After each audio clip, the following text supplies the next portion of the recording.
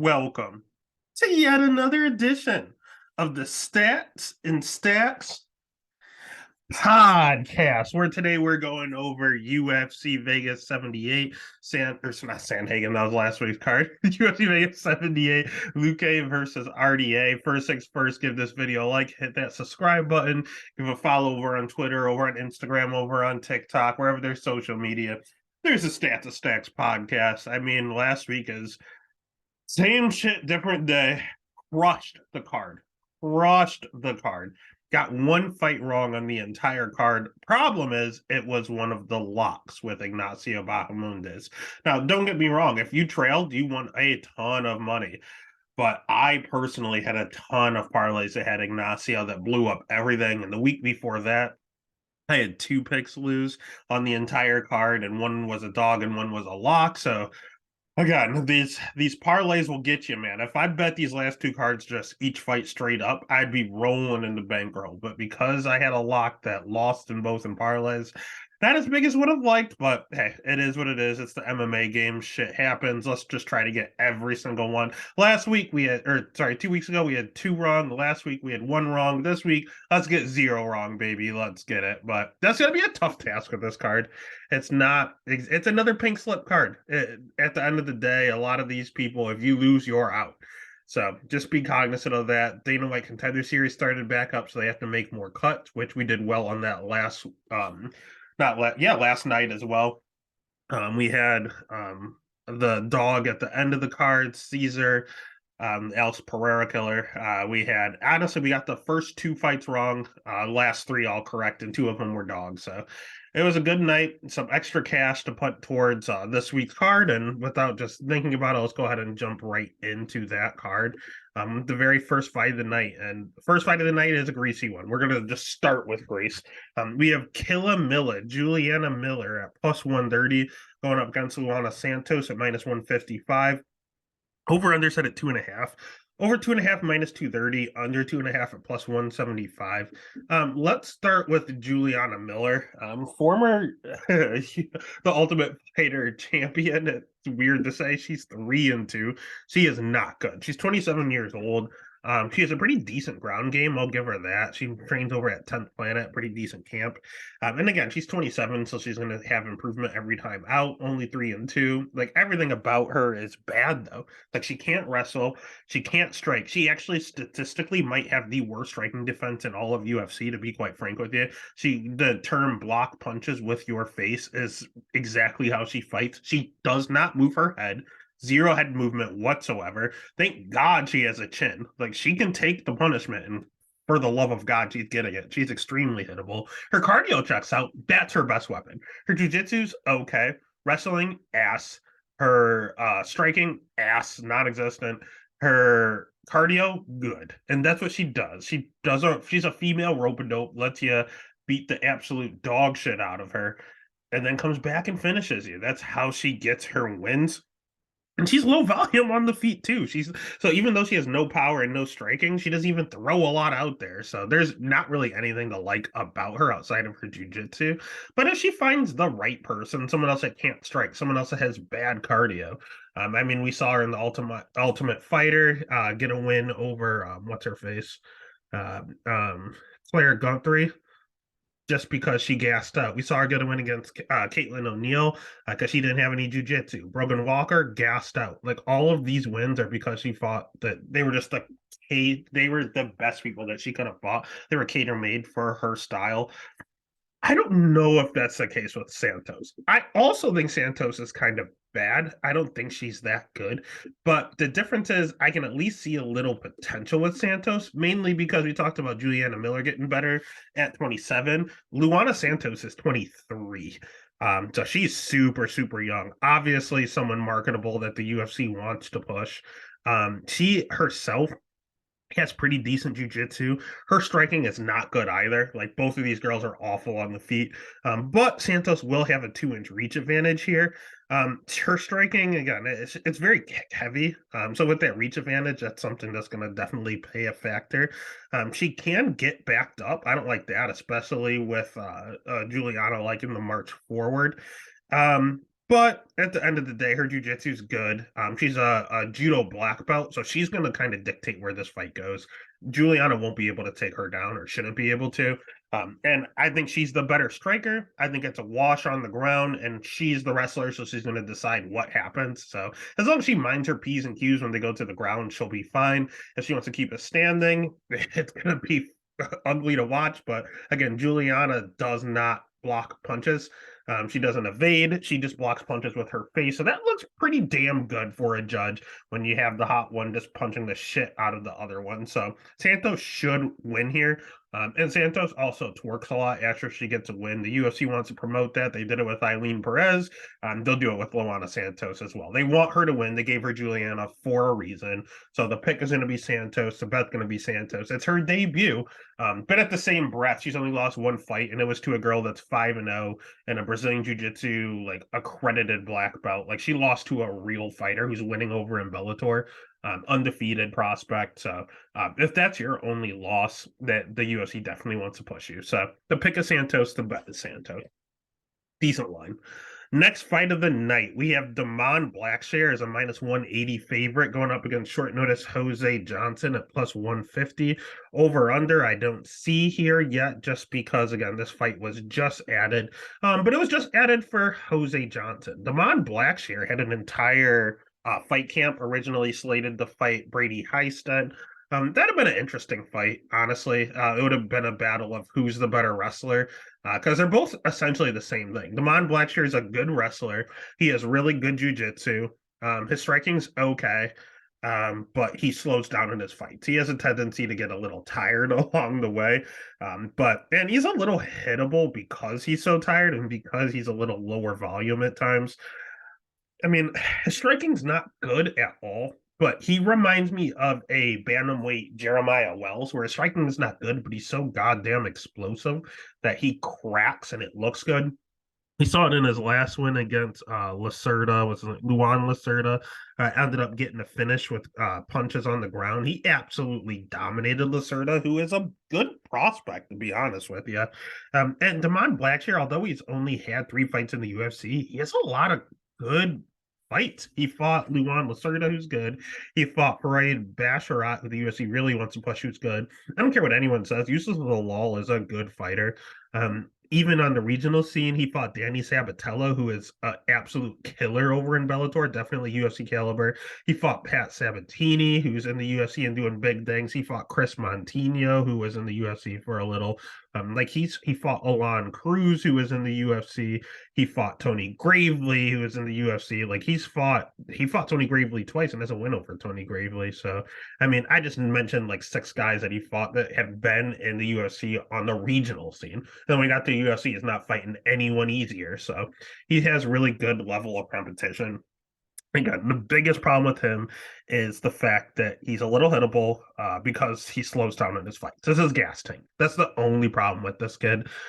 If he eventually runs into someone who has good takedown defense and good striking and can kind of just wrestle box him, that's probably the formula to beating him. Or you could do the Fareed Basharat route where he was just a better wrestler and he took them on to the ground and just kind of stayed safe.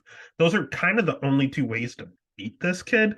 And I don't see that happening from Jose Johnson. First and foremost, Jose is taking this fight on short notice, on like a week's notice. That's kind of sketchy. He himself has fought some pretty decent competition on the regional scene. He's fought, let me pull this up for you. Mano Martinez. He fought Ronnie Lawrence on the regional scene. Who else did he fight? Mo Miller's pretty decent. Pipe Vargas was in the UFC. So just like his opponent in Damon, he's fought some UFC level guys on the regional scene. Kind of a spotty record against him, but it is what it is. He's going to have a 2-inch reach advantage here, which is good for him. And his striking's not bad. He's probably the better striker, to be honest with you. My problem is that his jiu-jitsu is only okay. We saw him submit Mo Miller, but outside of the Mo Miller triangle, how many other submissions does he have? 0. 1. He has seven. How many wins does he have? He has 15 wins, and two of them are by submission. Like, he knows what's going on down there, but that is not his forte.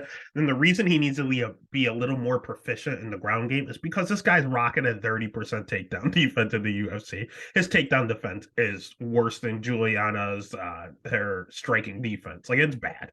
It's very, very bad. And he's also kind of lower volume. He hits decently hard, but he doesn't throw enough for my liking. So although Jose's the better striker, Damon throws more. Jose's biggest weakness is his wrestling. Damon's a wrestler. Jose Johnson, his jujitsu's only okay. Blackshear, I don't know if he's a black belt, but he's very, very good on the ground. So everything, and Jose's taking this fight out on week's notice. So there's a lot of cons to Jose and a shit ton of pros for Damon Blackshear, and that's why he's going to be the pick. And at minus 180, I think we're getting a steal. People don't know how good he is. He's going to be a bet and be in a lot of my parlays as well. Speaking of people in parlays, next fight of the night, we have Jacqueline.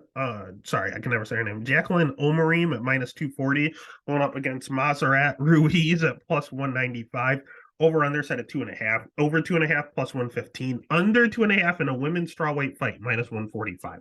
That's all because of Jacqueline. Jacqueline is 6-1, and out of her 6 career victories, all of them are by finish. Not only are all of them by finish, all of them are by finish in the first round. She's not a good striker at all, but she hits very, very hard. Her bread and butter is her jujitsu. Her jujitsu is phenomenal. She's an accredited jujitsu practitioner, black belt. She's the real deal on the ground. Her wrestling's okay. It's not that good, to be honest with you, but how many good female wrestlers are there in the strawweight division? So it's a good enough. And again, she hits decently hard, but the technique and the volume is at least a little to be desired. It'll show that she's a little hittable in the UFC, but she only has one fight against Sam Page, and Sam Page gets the pressure on everyone. Should she have won that fight? Yeah, probably. I had a bet on Sam Hughes that night. Felt great. But she had her in a lot of trouble. Round one, of course. But yeah, her jiu-jitsu is the real deal. It's just her cardio. She doesn't have a 6-inch reach advantage here, so although she can't strike, she can keep her away and kind of jab her to death, and then eventually just get the takedown. Because if she gets a takedown, it's basically over. She's that good on the ground. But yeah, again, it's just her gas tank. She's a little hittable, and her gas tank is not good whatsoever. But it doesn't have to be when you train at AT&T.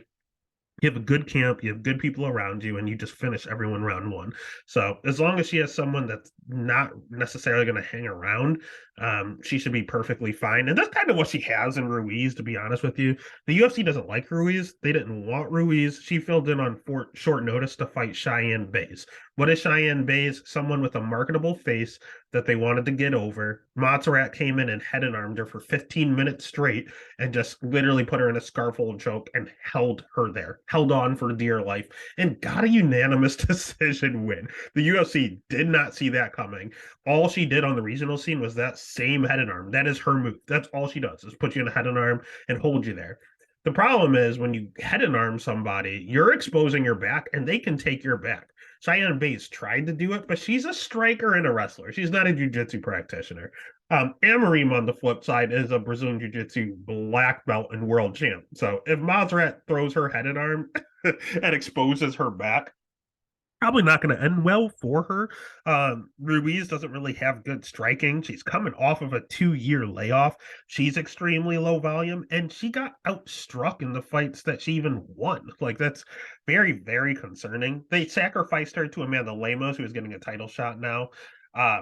For that reason, they don't like her. They tried to sacrifice her twice. It worked one time, it did not work the other. So now you have another marketable young fighter who just lost their UFC debut. Hey, we really still want to market you. Who do we give you? How about the girl that we've been sacrificing for the past 2 years or 3 years that hasn't fought in 2 years? That sounds about right. So yeah, it's just not is not a good look. And she's crazy. I mean, she spit on Cheyenne Bays afterwards, and Cheyenne's crazy. That's probably not the one you spit on. She said she'd meet her outside. Ruiz's cardio is a little questionable as well. So Amarim, her biggest flaw is her cardio. Well, Ruiz doesn't have the greatest cardio, so at least they tried to balance it out there. I'll give Ruiz credit. She tries to market herself. She thinks that she, in her delusional world, thinks that she's the one the UFC is trying to push.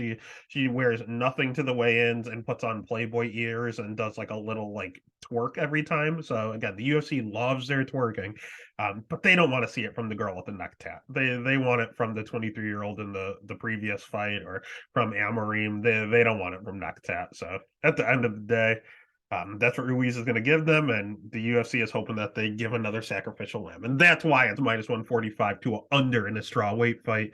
The juice on Amarim's kind of high. It's under 2.5 at minus 145. I don't see this lasting long. So the pick is going to be Jacqueline. The bet's going to be Jacqueline, or you can even take that under. She should get, if she gets it done, it's going to be inside the 2.5, and she should. Better odds. All right, next fight of the night. Speaking of odds, we have Martin Boudet at minus 220 going up against Josh Parisian at plus 180. Over under set at 2.5. Over 2.5 minus 135. Under 2.5 at plus 105. Let's start with Josh Parisian because he might be the worst heavyweight in the UFC currently. His striking, I guess, is all right. He'll have a 2-inch reach advantage, which is nice. That's it. That's all the positives I have. He can't wrestle to save his goddamn life. Jamal Pogues took him down 4 or 5 times. We saw who else? Dontel Mays take him down 6 times. Yeah, Dontel Mays, a boxer from Cincinnati, took him down 6 times and then proceeded to ground and pound him and get a finish on the ground.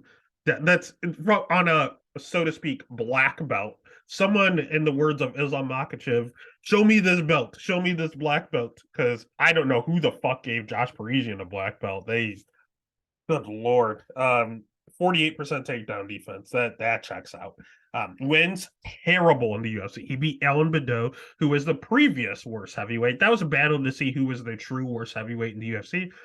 Answer is Alan Badeau, which is kind of an asterisk because he's really a light heavyweight. He's honestly kind of a middleweight. So Parisian's not. He's a big boy. So now that Badeau is gone, he takes the crown as the worst heavyweight. And that's because his other win against Roque Martinez, he was the previous worst heavyweight. So he just keeps beating. When you say bottom of the barrel, he beats the legitimate bottom of the barrel. Those are his 2 wins. Jamal Pogues is not a great fighter, and he got absolutely dominated. Dontel Mays is not a good fighter. He got absolutely dominated. Parker Porter is not a good fighter. He got absolutely dominated. So yeah, no, he's god awful. So as long as you have a pulse, you should be able to beat Parisian. Now, don't get me wrong. There's times where I don't know if Martin Boudet has a pulse because he just kind of takes a lapse in action from here or there from time to time. He is someone that is a brown belt in Brazilian Jiu-Jitsu.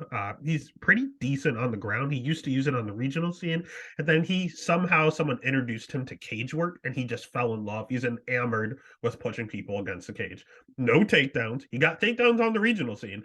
Has not shot a single fucking takedown in the UFC. Won't do it. But he will push you against the cage and proceed to just stand there. That's what he does. I don't know why. I don't know what happened. He's kind of like the new age Luque Ivanov. Like that's kind of how he is now. And this is what we got. He's hittable from this approach. And he also is very durable. So he does a little bit of a rope-a-dope Homer Simpson approach as well, where he literally lets you punch him to get yourself tired. And then he takes over later on in the fight. He loses all the first rounds. He lost his first round to Jake Collier. He lost the first round to Lucas Bresky. I thought he lost the whole fight doing that, to be honest with you. Chris Barnett, yeah, maybe that's the worst heavyweight currently. And then Lorenzo Hoodie just went out there and sparked because it was Dana White Contender Series. You got to get a finish to get a contract. So I don't know. He got his contract and has proceeded to just do clinch work the entire time.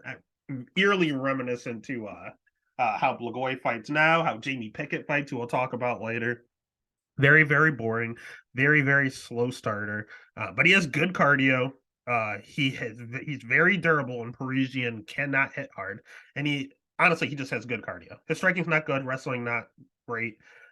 His jiu-jitsu is okay, but we'll never use it because he doesn't shoot a takedown. But Parisian is that bad. I'm gonna go ahead and side with the clinch king here in Martin Boudet. Clinch king is at minus 220. Do I want to parlay him? Fuck no. Do I want to lay chalk on him? Fuck no. I'm probably going to take the over. It's heavyweight. You get a discount every time it's heavyweight. Over 2.5 is -135. Give me that. I'll parlay that because neither one of these guys go for the finish. So the pick is going to be Clinch King Martin Boudet. The bet is going to be the over 2.5. Next fight of the night is hear me out. That this is the hear me out fight of the night. We have Francis Fire Marshall at -165 going up against Isaac Dolgarian at +140. Over under set at 2.5. Over 2.5 +130. Under 2.5 -166. Let's just dive right into the grease. Isaac Dolgarian, I have no fucking clue what he is. I know that he is a good wrestler. I know that he is vicious ground and pound. I'm not 100% certain on his jujitsu. It seems pretty good. He has an arm triangle choke. He has rear naked. Those are kind of like the standards ones where I've never been trained in jujitsu and I know how to perform those. So it is what it is. Those are his only submissions. He did on the regional scene, arm triangle, rear naked choke, professional scene, arm triangle, rear naked choke. Those are the two he knows, and then ground and pound. He has vicious ground and pound. His striking, don't know about because he goes out there and he takes you down in the first 10 seconds of the fight. Kind of like I saw a picture of Hamzat Chimaev and how long it takes him to shoot a takedown. 4 seconds, 1 second, 4 seconds. That's exactly how this kid is. Like, I would be shocked, utterly shocked, if he didn't shoot a takedown within the first 10 seconds of the fight. He's a good wrestler, wrestled at University of Nebraska, which is actually a good program. A lot of times people kind of underestimate or they overestimate wrestling in the sense that, oh, they wrestled in high school or, oh, they were an NAIA national champ. Like that doesn't mean as much in American folk style wrestling. You wrestle D1, you're real. Why? Because there's only so many D1 programs. And they're dropping them as we go. So, I mean, at the end of the day, there's only like 15 programs pretty soon. And if you're in one of those programs, you are the elite of the elite. Like these guys are good. If you wrestle D1, you are fucking good. If you wrestle D2, you could be okay. Like Shane Carwin, but how good was Shane Carwin at wrestling in the UFC? You have the occasional people like Aljo that weren't D1 and still do well, but at the end of the day, when you're D1, you are the real deal. And that's what Isaac was. And Nebraska's notorious for being a good program. So the dude can wrestle his ass off. It's just he was a James Krause guy. James Krause is obviously not training anyone at the current moment. So he moved his ass over to Factory X. I love that he moved to Muay Thai Factory X. One, because I love fucking Brandon Royval, future champ. Let's get it. But they have a good striking base over there. You see the guys in Jacoby last week. You saw Jonathan Martinez. You see all these guys that are really, really good strikers coming out of that camp. We don't know what his striking's like because we can't see it, but at least we know he's getting good coaching and training with good guys over there. That's a little more comforting. Again, his schedule is trash. He's only 5-0, and he has fought one guy with a winning record. So very, very, very concerning. But hear me out. He is right now to a 24-year-old. Francis Marshall's 23, 24 years old. He has a +140 dog. 27 is kind of that age where you start to get really, really, really good out of nowhere. He went to a new camp. We haven't seen him in quite some time. Is he that good and we're getting a massive bargain? Or is it only because it's level of competition? We have no idea. Does he have good cardio? We have no idea. He beat everyone in 1 minute, but I know wrestlers generally have pretty decent cardio. Is his jujitsu any good? We don't really know. But I know Francis isn't any sort of jujitsu whiz. We don't know if we're absolute idiots or if we are getting an absolute steal. And I'm telling you right now, if Isaac is the real deal and we passed up on +140 on an unknown, +140 when the next fight he'll be -500, like, yeah, you got to take the shot. It's not like it's anything crazy. And Francis isn't anyone to be scared about, especially after Francis's last fight. Don't get me wrong. I am high on Francis Marshall. Let's hop over to him. I think he's good. Again, I don't know if he's 23 or 24. Let me click on it real fast. I keep forgetting. He is 24 years old. So recently 24. You'll hear them talk about training with Kurt Pellegrino, former UFC fighter, pretty good one in his own right. His striking's good. His wrestling's good. His jiu-jitsu is good. His cardio, great. He loves to move forward. There's not really anything I don't like about this kid. I think Francis Marshall is the real deal. I think Francis Marshall can be a future contender. I like this kid a lot. The only reason I'm going to fade him is the mystery, the unknown of Isaac. I think Isaac, he's passing my eye test, and he has the one credential I need to know: D1 wrestling. Francis Marshall was not a D1 wrestler. And what I can tell you is that if you say, well, all Isaac can do is take you down and then ground and pound you or submit you, yeah, but if he is credentialed, he's probably going to be able to do it to a lot of people, especially a 24-year-old kid that did not wrestle in college. I like Francis a lot. I do not weigh his last loss too much. I think that loss is good for Francis. Here's the problem: I don't like 2 losses for Francis, but he's going to have to eat it here so we can eat and take money on Isaac. So, although I have no negatives about Francis outside of his experience, I'm just going to bet with the unknown. So, the pick is going to be Isaac. The bet is going to be Isaac. He might be real. Let's find out. Next fight of the night. Someone we do know exactly who he is. Terrence T-Rex McKinney, minus 265. Mike Breeden, plus 215. Over under set at 1.5. It's a McKinney fight. Under 1.5, minus 300. Jesus Christ. Over 1.5, plus 220. Let's just start with T-Rex. I'm going to be honest with you. I did not fight tape T-Rex. Why? Because I just did 2 weeks ago when he fought Nazim Sadykhov, or 3 weeks ago, whatever it was, back in July. Yeah, it was literally like 3 weeks ago he just fought. And secondly, because we know what we're getting with Terrence McKinney. One, we're getting an under. He will never go over. Even in losses in the second round, we still got the under. Secondly, he's fought the exact same way every single one of his fights, and all of his fights you can fight tape in like 2 minutes because they don't last very long. The kid is a good striker, and he hits. He's not even that good of a striker. He just hits like an absolute truck. He has a God-given gift to knock people out with his hands. Ton of power. Some of the biggest power at 155. Wrestling, good. He's a very, very good wrestler and a sneaky jiu-jitsu practitioner. He has a good ground game. Like, he's actually a very, very good fighter. The problem with him, he's even have a 3.5-inch reach advantage here, which is nice. The problem with him is that he's a little chinny. And the reason he's chinny is because his cardio is one of the worst cardio. He is some of the worst cardio I've seen at lightweight in history. Like, it is not good. He has to put you out in the first round because otherwise he is going to fade. He's 13-6 and has never seen a judge's scorecard. All of his losses, he has been finished. All of his wins, he has done the finishing. He has never seen a judge's scorecard, and I don't think it's going to happen here against Mike Breeden. Why? This T-Rex hits extremely hard, and he has a really good wrestling base where he can get the submission. Where does Mike Breeden struggle? Mike Breeden may be a little secretly chinny. He got dropped multiple times by Natan Levy. He got knocked out in under a minute by a minute and 20 seconds by Alexander Hernandez. He got knocked out by someone on the regional scene twice. So he has 5 career losses, and he's been knocked out in 2 of them.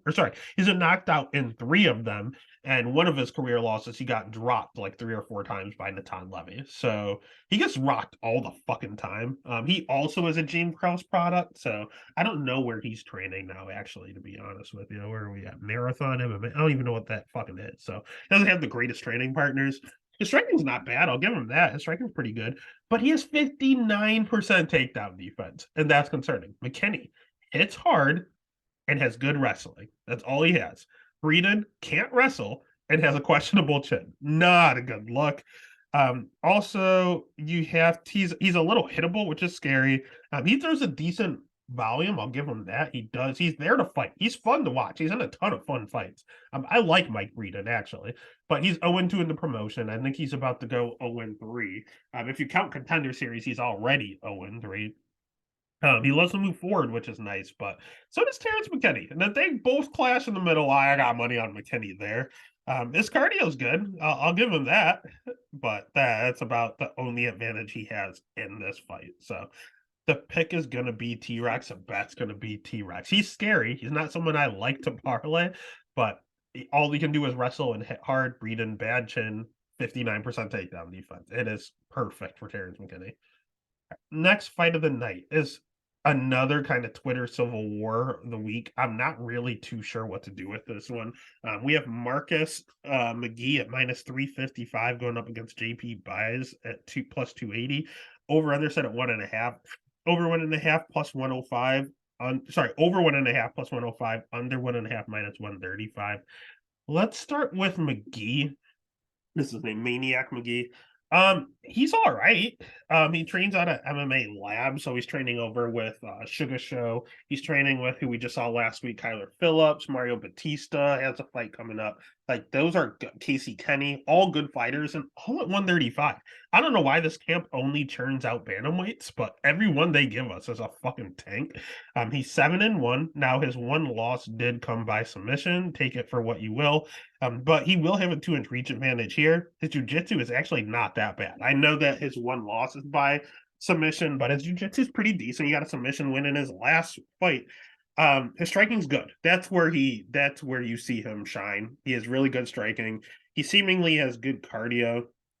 And I loved that, although his takedown defense was only okay, he has an urgency to get up. Like, if you're in a 50-50 position, he will get back up and get separation as if his life depended on it. The few times Journey Newsom did get him taken down, he popped right back up. His hips were right back up, and he got to his feet and out-hustled people. This dude is a hustler. He's there to fight. He's 33 years old. You know he doesn't have a lot of time, and this dude just fights for your dollar. I don't think he's the most technical guy in the world. He's pretty decent on the feet. I will give him that. But he's like a former pro X Games like BMXer or something, like skateboarder. I don't know. Something in the X Games is what he used to do. So not exactly a wrestling background growing up or a jiu-jitsu whiz. Like, no, he's just learning on the fly. So he's 33, but he's a lot younger in fight years. He just needed to just use his athleticism in any way he could, and he found MMA, and he's fucking good at it. He works hard. I like McGee, honestly, to be honest with you. He's someone's going to be even better, although he's already 33. He's going to keep improving just because he started so late. He's a good fighter, just overall sounds like a good guy. But at the end of the day, they're not known for their wrestling at MMA Lab. Sugar Show, not the greatest takedown defense. Kyler Phillips had pretty decent takedown defense. I'll give him that. Mario Batista, not the greatest takedown defense. Jared Cannonier at the Lab, not the greatest takedown defense. They all have an urgency to get up. If you take them down, they will do anything in their power to get back up. But taking them down isn't necessarily that hard. And you need some pretty good takedown defense to go against JP Baez, who is predominantly a wrestler. That's basically all he has. His jiu-jitsu is pretty good. His wrestling's good. His wrestling, he actually is a pretty decent wrestler. His striking, not the greatest. Leaves a little to be desired. He's pretty low volume. He's honestly pretty hittable. He's a former flyweight, so he's gonna have to come in with a wrestling heavy game plan up a weight class. But here's the deal. I think he might be doing it because of his chin. His chin's bad. Like it's Jason Witt level bad. Like this dude's only 27 years old, but he got knocked out by Cody Durden. Montel Jackson didn't knock him out, but he dropped him 4 times. Bruno Silva knocked him out. So the dude has fought in the UFC. He got ground and pounded on the regional scene, and then he got submitted in his third or second fight. But yeah, in the UFC, he's had 3 fights and he's been dropped 8 times. Like that's concerning. He's 0-3 because of his chin. It is what it is. So maybe moving up to 135, put a little more weight on. It'll be better for him because you know what? Montel Jackson is an absolute monster. He's probably the biggest bantamweight in the UFC. And JP went up to 35 for that, and he survived. He got knocked down 4 times, don't get me wrong. But he survived. He didn't go completely out. So maybe 135 is the better spot for him. It's just, he can get countered a ton. He shouldn't strike at all, to be honest with you. He needs to go out there, put on a singlet, take Marcus down because he can, and find a way to hold him. Because Marcus, again, has really high urgency to get up. And JP has pretty suspect cardio. So I don't like a lot of things that are going on here with JP. Fighting someone that can get up from getting taken down, fighting someone has pretty decent cardio, fighting someone who's bigger than him. The more I talk about it, I was kind of leaning JP. The more I talk about it, I'm starting to lean more Marcus. I just can't trust this number. So what I actually was looking to attack was the over 1.5. It sounds crazy. I don't want to pick JP to win, but I don't want to pick Marcus to go out there and spark him in under a minute or sorry, in under a round and a half when he could be on his back the whole time. JP can wrestle. He just can't do it for 15 minutes. Can he do it for 7? Or sorry, not even 7. Can he do it for 8? Can JP Bays stay alive and wrestle for 8 minutes? Yeah, I think he can do 8. Will he make it the whole fight? No. But plus money at the over 1.5, I might take that risk. That's probably the only way I'm betting this fight because minus 355 is too much for a 33-year-old newcomer. He's not a newcomer. He fought in the UFC before, but 33 years old, and he's just fairly new to the sport. He's too green for that. So the pick is going to be Marcus, but the bet's going to be the over 1.5. Let's get that plus money and get the fuck out of Dodge. Next fight of the night. My boy, Josh Friend, minus 345. Jesus Christ. Put up against Jamie Pickett, plus 275. Over under set at 1.5. Over 1.5, minus 190. Under 1.5, plus 145. Let me tell you why Josh Friend is my boy. Because I hit the biggest win I've ever had was Josh Friend by sub, plus 1,200. And the crazy thing is I even called round 2, but the book I had at the time would not let me bet like sub and around, but that's exactly what happened. And I said it was by guillotine. Like I've never called a fight more right in my life. So if I had one of those books that had the exact submission type and the exact round and sub, would be awesome. But instead I just bet him plus 1,200 by sub against Cedric Dumas. And he went out there and he did the damn thing exactly how we saw it. So I love Josh Friend. I've been able to call him to a T. I had Hernandez against him, and I said by decision, which happened. I take that back. I stayed away from the Trayshawn Gore fight, which I'm glad I did. I picked Frem, but I didn't bet him. I didn't like what was going on there. It was just a odds play, and I'm glad I didn't play him there.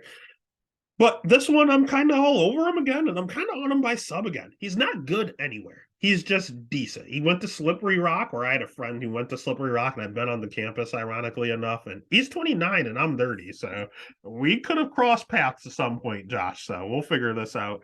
He's at a good camp. He is over, I think he's with Factory X Muay Thai as well. He has pretty decent striking. It's good.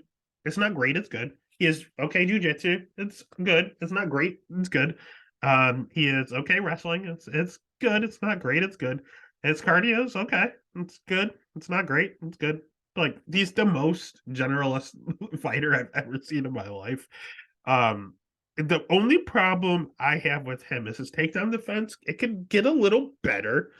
And his athleticism. The kid's good everywhere, and he'd be a great fighter if he had an athletic bone in his body. Obviously, he's in the UFC, so he's athletic.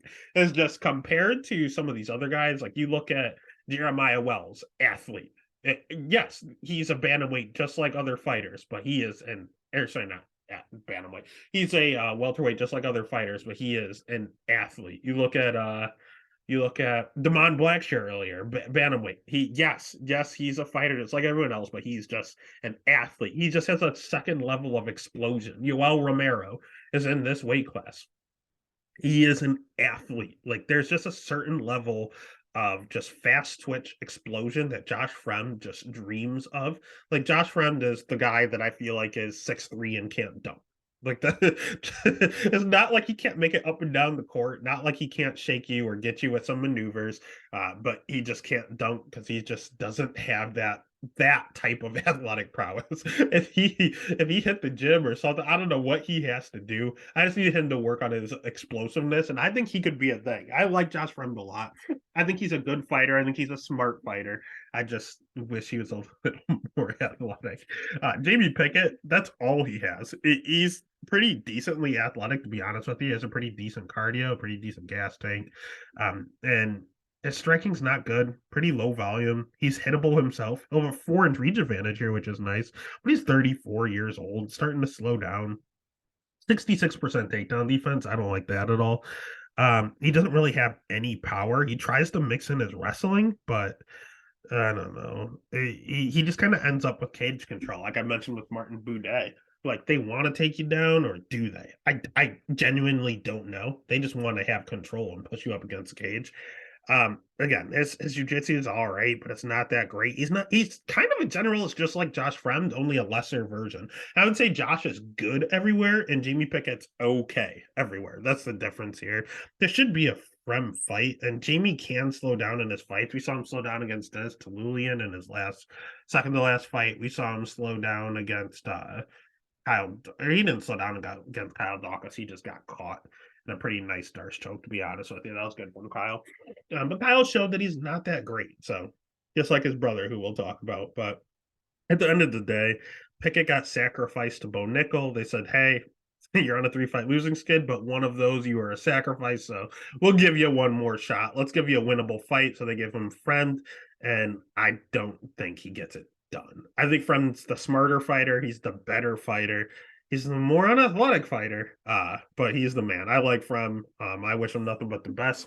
Can't bet him at minus 345 though. Fuck no. So I don't hate the over 1.5. That's pretty good, honestly. Frem's not exactly a killer, but I might be calling for the Frem submission again. Let me take a look at those odds, but the round 2 or the Frem sub, I can see a repeat of what happened last time. So the pick is Frem. The bet's going to be the over 1.5. But take a look at those props for Frem with the submission in round 2. All right, next fight of the night. We're going to take one of our, is this going to be the first one? We're gonna take our second dog of the night. We are looking at Tafan Njakui at minus 142, going up against Cincinnati's own AJ Dobson plus 120. Over under set at 2.5, over 2.5, and under 2.5. Almost a straight pick 'em. Minus 110 to the over, minus 120 to the under. Let's start with AJ Dobson. Oh man, he's okay. He's not good. He's not bad. It's kind of the same ordeal here. But he's had a rough go in the UFC because of his schedule, man. He was 6-0 coming into the UFC, and they gave him Jacob Malkoun. I called the Jacob Malkoun win a mile away. Jacob Malkoun is a good fighter. I don't care what anyone says. He is probably, him and Fluffy need to fight each other and see who has the best cardio and who has the best wrestling, because these two are takedown machines. Like Jacob Malkoun is taking people down 10 times every fight. Like it's insane. So he just kind of ran into a buzzsaw with the Jacob Malkoun wrestling, which everyone does, no shame there. And then he ran into Armin Petrosian, who's the complete opposite. Phenomenal striker, not good wrestling, but can get up. Marcus McGee style. So I'm leaning even more towards Marcus McGee. Petrosian is a world-class striker. He's very, very good. And AJ held his own and even took him down a few times. Obviously, Petrosian has a world-class get-up game, hop right back up. But AJ showed that he has that wrestling wrinkle to his game. He showed that he can hang with you on the feet even when you're a world-class striker. His cardio, all of his wins are generally pretty early here. But he showed that he can go a hard 15 minutes. He's a little hittable, but he fought Armin Petrosian. What are you going to do? He has really fast hands. I love this kid's boxing. And I love the fact that he's mixing in the wrestling. I just love everything of that I'm seeing in these losses. He's one of these guys that are continually pressing me in these losses. I like his losses more than most of his wins, to be quite frank with you. And I just see the improvement. So he's 31 years old. He's training at an Immortal Martial Arts with Mark Coleman is his main training coach and Matt Brown. So I wish he had some different coaches, but I mean, it is Cincinnati staying true to Cincinnati. It is what it is. On the other side, we have Tafan, who has okay striking. His wrestling, his takedown defense is pretty solid. He's just a brick wall of a man. He's very hard to take down because of his short, stocky stature. He generally hits decently hard. We saw it a lot more in the regional scene than we did in the UFC. But he cracks. You can see it. I just think it's a little weird. People are gonna say that he's chinny. I don't know if he's chinny or if he just had too quick of a turnaround. He fought Asmat Murkhanov, who's a pretty decent prospect, was beating him pillar to post, got the worst corner advice I ever saw. They told him, go out there and get the finish if you think it's 1-1. It was a closer fight than I remembered when I went back to watch, but he didn't need a finish. He just needed to do what he just did to win one more round, and he was fine. But he went out there for the finish, and he got caught, and he got knocked the fuck out. My problem is he got knocked out in 1 minute against Carlos Ulberg, but that was 3 months later. He didn't give his brain enough time to recover. If you get knocked out cold and then you go back out there too soon, you are so likely to get knocked out again. So did he get knocked out because Carlos is that good? Because Carlos is a good striker, is very fast and hits decently hard, or did he just not give his brain enough time and he got put out again? Because this time, that was a year ago. He gave himself over a year now. It's been 14 months. So we're gonna find out. He does yell a lot, Caitlin Chukagian style, with his kios and every time he swings, which can make a difference in the apex, even if he doesn't connect. He's making noises, trying to convince the judges that he hit him, and with a big crowd, that's not going to work. But in the apex, it could, to be honest with you. He has pretty high volume, which I like. That's good as well. And he'll try to mix in wrestling himself. So that'll be pretty interesting to watch who sees this, who sees the wrestling advantage here. But my major concern is how slow he is. I made jokes about Josh Friend being unathletic. Tafon is athletic. He's just slow, man. He used to fight at heavyweight. He used to fight at light heavyweight. He dropped down to middleweight. Jung Young Park kind of destroyed him. Went back up to light heavyweight. He's all over the place. He doesn't know where he wants to be. He's making the cut down the middleweight again.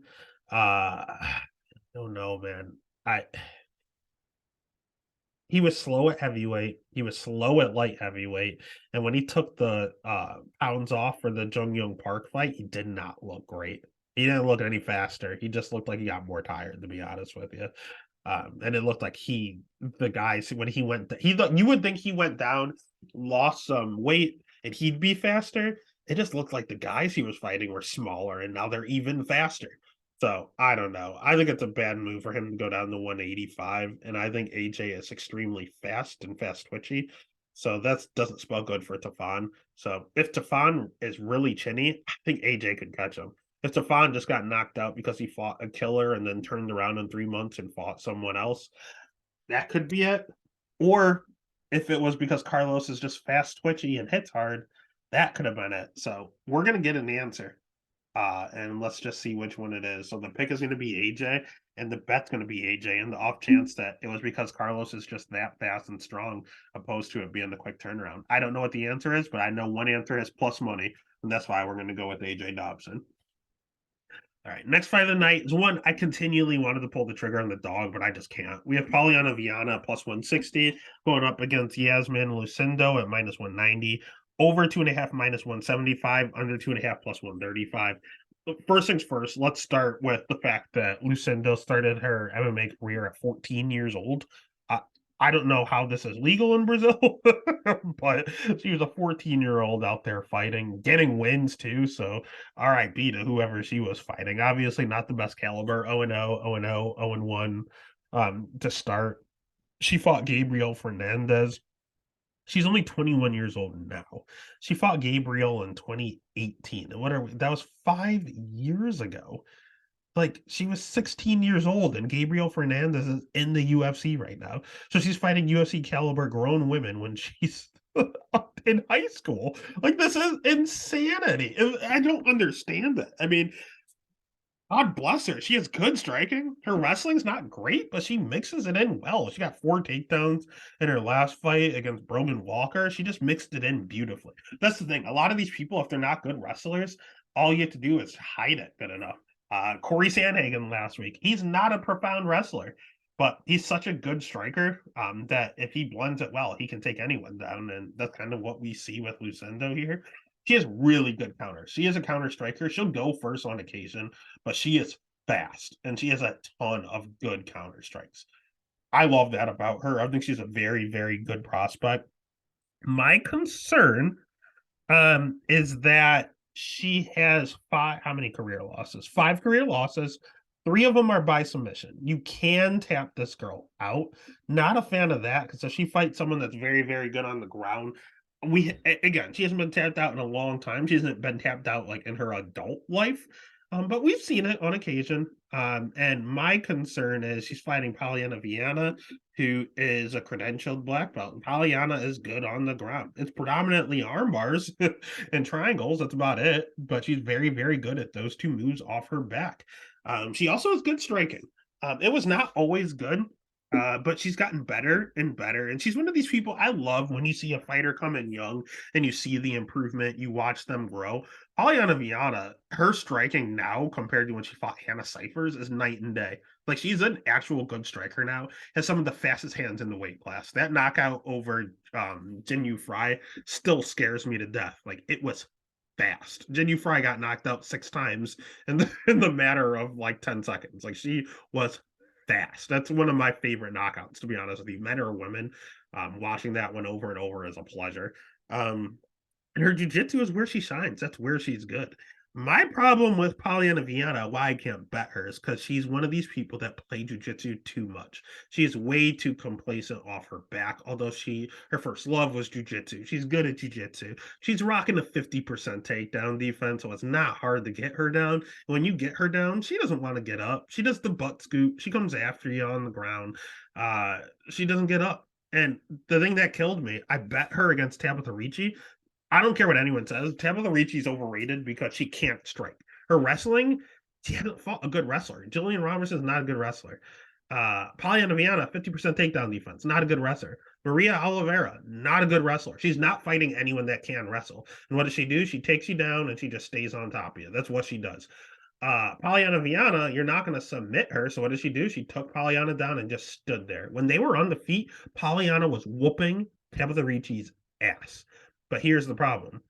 She jumped and pulled guard every single round.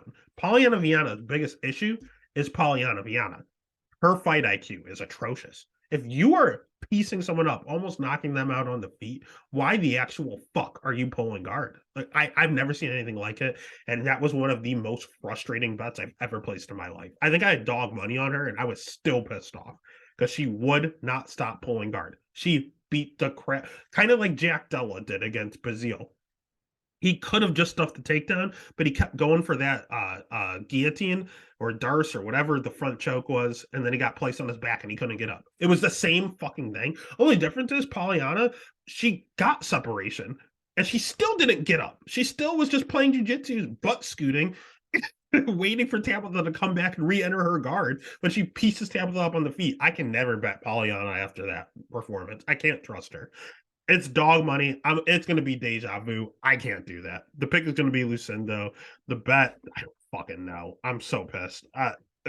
Lucindo, Polyana is very durable. I will give her that. So the pick is going to be Lucindo. The bet's going to be honestly Lucindo by decision. Or you can just take the over 2.5 minus 175. Not bad odds, but I would probably play Lucindo by decision. I think that's what's going to happen here. Polyana, I want to bet you. I could see an armbar from guard. Has it written all over it. But no, I will never put money on Polyana Viana after that. Speaking of people that can't be trusted, Khalil Roundtree, minus 200, going up against the new light heavyweight Chris Daukaus, plus 160. Over under set at 1.5. Over 1.5 is plus 135. Under 1.5 at minus 175. Let's start with Tyleel, because Tyleel will actually kill Chris Daukaus. Khalil, not so much. Khalil's a very, very, very good Muay Thai striker. Very explosive, very powerful. That's about it. He's a little hittable, and his jiu-jitsu and his wrestling are god awful. Like very, very, very bad. We saw Ian Cutelaba expose that. He took him down like 5 times in a minute, and got a knockout victory. Don't get me wrong, Roundtree, people are saying he's slow. He's kind of fast. He's not like fast twitchy, but it's like I don't know how to. There's a difference between fast and quick. I should say he's quick. He's not fast. He's quick. And I don't really know how to explain it. But when he hits you, he makes it count. He hits hard, a ton of knockouts. And much to, I've listened to Dogger Pass podcast, Best in the Business. They were talking earlier about how the UFC's only matched him up against strikers. And they're right. Dustin Jacoby, Glory Kickboxer. Carl Robertson, Glory Kickboxer. Modestas Bukakas, British kickboxer. Marcin Prachnio, karate style fighter. Ian Cutelaba, wrestler, killed him.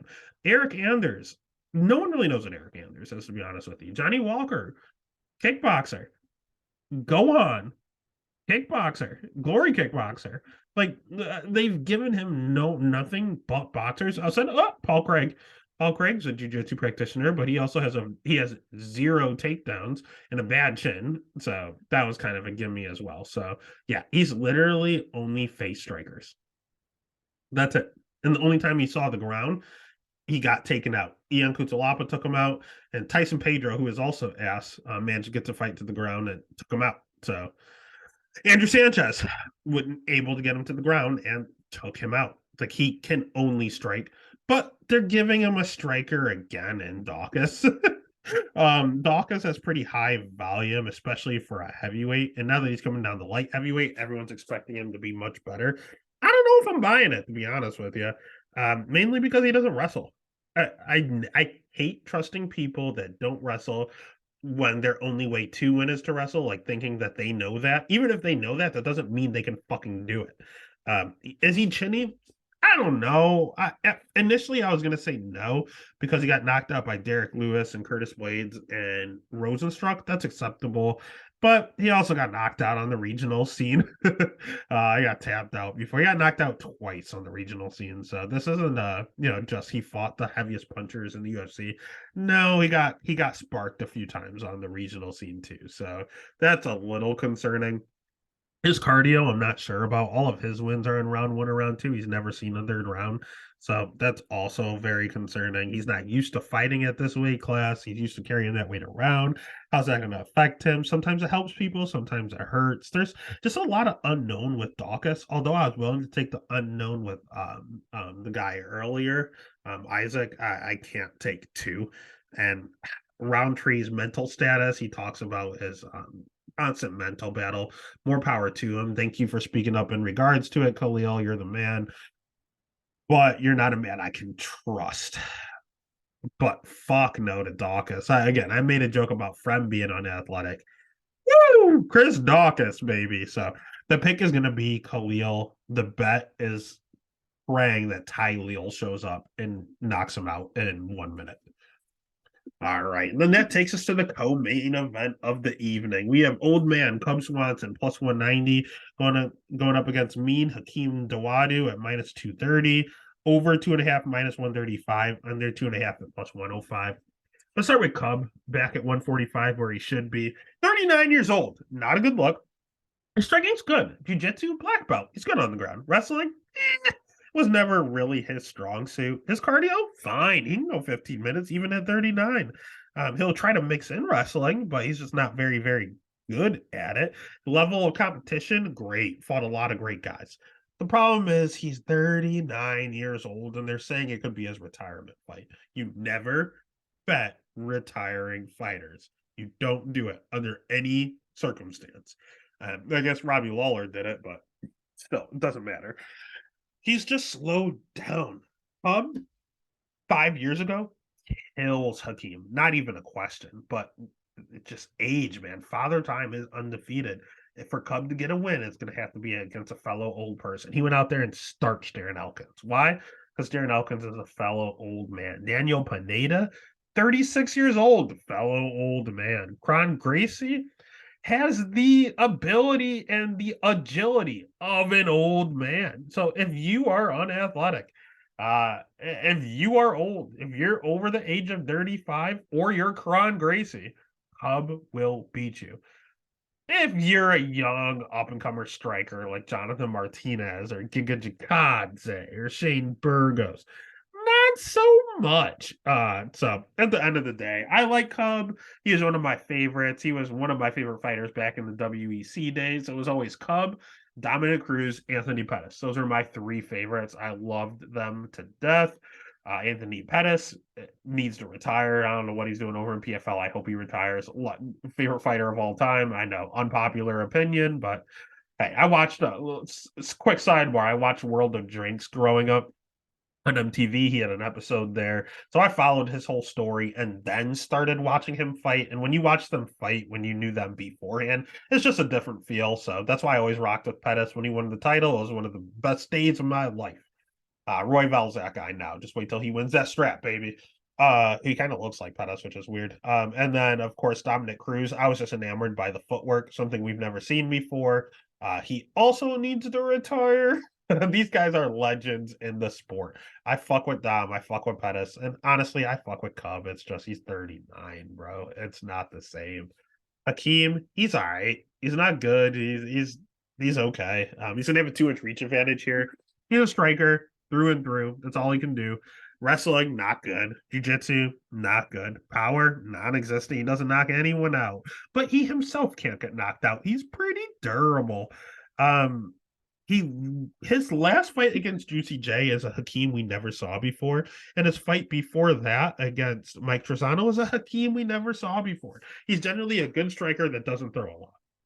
In that Trezano fight, or sorry, let's start with the Evloev fight. The Evloev fight, he wasn't able to strike a lot because he had to be a defensive grappler. That's not something we've never seen him have to defend so many takedowns and get up so often. He did all right. He did a good job. He gave Evloev a go, but it's not the way he typically fights. On next fight against Mike Trezano, he went out there and threw over 140 significant strikes. He's a great striker, but he's usually low volume, so we've never seen him fight like that. Just a completely different fighter. Then the next fight against Julian Erosa, he threw low volume like he usually does, but he missed weight by 4 pounds and he slowed down and he kept getting dropped by Juicy J. Did the bad weight cut have something to do with it? Yeah, he said he was ill. So again, we've never seen him fight like that. So his last 3 fights, we've seen a different version than what we're used to. So is it him getting older? Is it just the by happenstance? And is he a victim of circumstance? I have no fucking clue. I know I don't want to trust him at this price tag at minus 230, but Cub Swanson's 39 years old. So what the fuck do? You can't trust either. You can't trust either, man. Can't trust their chins. Cub, he's been struggling. He's been knocked out as of late, but Hakeem can't hit hard. Hakeem can knock nobody out. And Cub, he hits decently hard, but he just doesn't have the same pop anymore. And he's never been knocked out. And I don't think it's going to be to a 39-year-old man. So you take the over 2.5 at minus 135. Not bad money. I think this goes the distance. The pick is going to be Mean Hakeem, but the bet is going to be the over 2.5. I think they're both durable enough. And that takes us to the main event of the evening. If you haven't already, hit that subscribe, smash that like button, give a follow over on Twitter, over on Instagram, over on TikTok, wherever there's social media. You know the drill. There is the Stats and Stacks podcast. We have Vicente Luque at plus 100 for now, going up against Rafael Dos Anjos, RDA at minus 120. Over under set at 4.5. Over 4.5 plus 105. Under 4.5 minus 135. Let's go ahead and start with Luque, because he's the one that has the brain bleed. Everyone's going to be talking about it. He has a lot of bleeding going on in that Jeff Neal fight, so it was very concerning. I thought that would be a career finisher if your brain is bleeding and you have fluid all around there. But they checked him out. They said he's fine. He took a year off and he's back, so I don't know how that works. He has good cardio. He has good striking. He has good jiu-jitsu. He has terrible takedown defense. Takedown defense, 68%. Not good. Sorry, 60%. Not good whatsoever. We saw Bilal Muhammad come out with a wrestling heavy game plan. Took him out. We saw Michael Chiesa come out with a wrestling heavy game plan. Was winning until he got submitted, as Chiesa has a tendency to do. He's going to have a 6-inch reach advantage against RDA, which is very, very nice to have. He knows how to use it. I mean, he has really high volume, but he's somehow still hittable. That's how often he gets hit. His striking defense is not as bad as Juliana Miller in the first fight, but it's up there. It's pretty bad. So he's easy to hit and he has bad takedown defense. That's not good. But everywhere else, he's fought good people. Like, he's a very, very good fighter. It's just he has a lot of fight years. He's only 31 in physical on earth years, but he's like 57 in fight years. The way he fights, the amount of shots he's taken, he's much older in fight years than he is in actual physical years. And I was at a good camp with Kill Cliff FC. They're going to try everything they can to keep him safe out there. And that's the thing. I think he's going to fight different this fight. And I don't know if that's going to hurt him or help him. If you have a brain bleed and they tell you, hey, don't get hit too much, I feel like you're going to change the hit me in the face approach. I'm going to hit you harder that he generally has. So I think we're going to see a more relaxed, more defensively sound Vicente Luque, which might cut into his volume, which might slow the pace of the fight down, which is going to be good for RDA. Because just like old man Cub Swanson, RDA is 38 years old. He is not a spring chicken. He has good striking. He's fought a who's who of both lightweight and welterweight, fighting all the champions. He himself is a former champion. He has good wrestling. He has good jujitsu. Again, great schedule. Everything about this guy is great outside of two major things. His good cardio. They both have good cardio. The problem is RDA is 38 years old, which is probably equivalent to Luque in fight years. They're both 38. But he's also a lightweight, and Luque is not. Luque is a true welterweight. RDA is a former world champion of 155 pounds, not 170. He had some bad weight cuts, decided he's going to go up to 170, had some good wins, had some losses. But when you really look at it, his losses at 170, Michael Chiesa, that one didn't age well, to be honest with you. Chiesa was just huge and bullied him. Leon Edwards is the current champ. Kamaru Usman, former champ. Colby Covington, interim champ. So, yeah, fighting those guys and losing at 170 is one thing. And then over at 155, his last loss was to Fiziev, who was one fight from fighting for a title. Eddie Alvarez, former champ. Tony Ferguson, interim champ. Habib, one of the GOATs. Tyson Tebow was a killer back in the day. Clay Guida, that stuff is long ago. We're talking 2011, 12 years ago. So as of the last 10 years, he's only lost to two people who haven't had UFC gold. And they are both in the top 5 in their weight classes, respectively. So, sorry, top 10, respectively. So, yeah, great level of competition. It's just he's 38 years old and he's in the wrong weight class. And he's not coming off of a knockout. He beat Brian Barberina right after. But still, that's not that crazy of a feat. So, I don't know, man. If this fight was 3 years ago, I'm taking RDA all day without question. Do I want to trust the younger guy with the brain bleed, or do I want to trust the old man in the wrong weight class? Answer is neither, man. I think Luque is going to fight differently with the life-threatening thing that occurred to him. I think that's going to drag the fight out, and RDA would love to drag the fight out. So I'm going to take the over 4.5 at plus money. I don't know if this thing doesn't. I think this thing goes a whole 25, and they're both notoriously durable. So the pick is going to be RDA.